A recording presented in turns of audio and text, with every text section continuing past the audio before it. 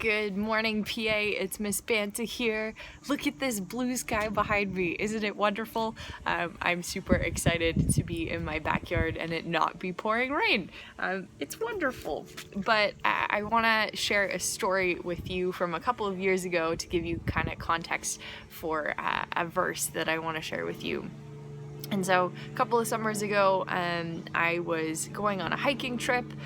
We had been hiking for like 6 or 7 hours up this mountain, and we made it to the summit, and it was everything we had expected and more, like mountains everywhere. It was amazing. And part of me hadn't expected to actually make it up this mountain, and so I was super thrilled. I thought, I can conquer the world, this is amazing. And so we started hiking back down, and we encountered this giant log in our path on our way down, and it was huge and was totally blocking everything. And so a friend of mine managed to get over top of it to the other side, and then they turned back and offered a hand to me and said, like, hey Alana, do you want a hand over this thing, because it's quite big.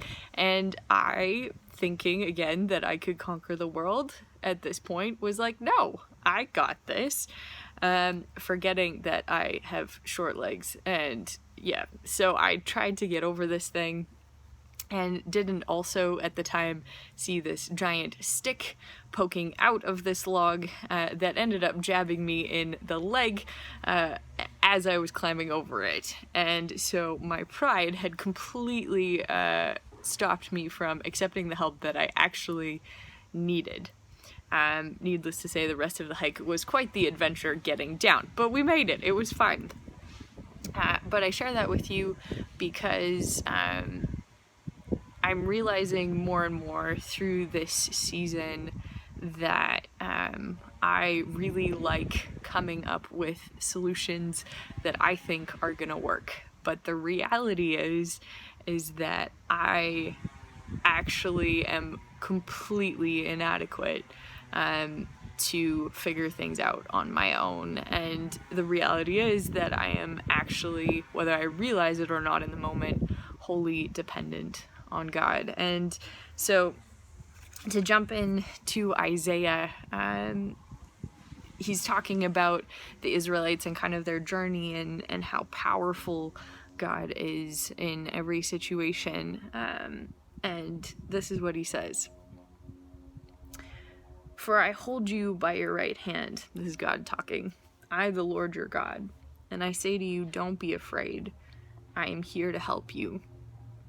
Though you are a lowly worm. Beautiful. O Jacob, don't be afraid, people of Israel, for I will help you. And when I read that,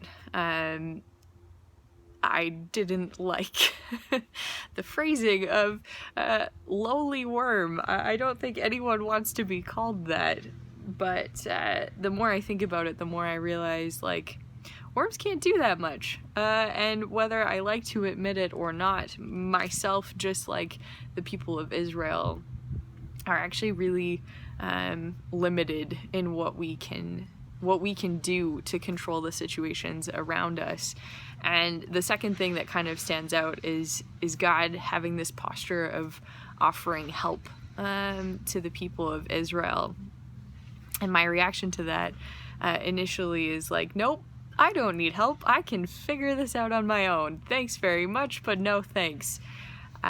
Which is not great. And the more that I think about it, the more I realize that often my heart is pretty stubborn when it comes to accepting God's help in situations, which looks different, I think, in all of our lives. But it's this reality and tension in my heart where I am recognizing that I can't do this on my own, which is a hard thing to accept, but also like, how beautiful is it that we have a God who cares enough to actually stand with us in everything and go like, hey, I'm here to help you. Just lean on me. Like, I got this. I've got you. more than you could ever know.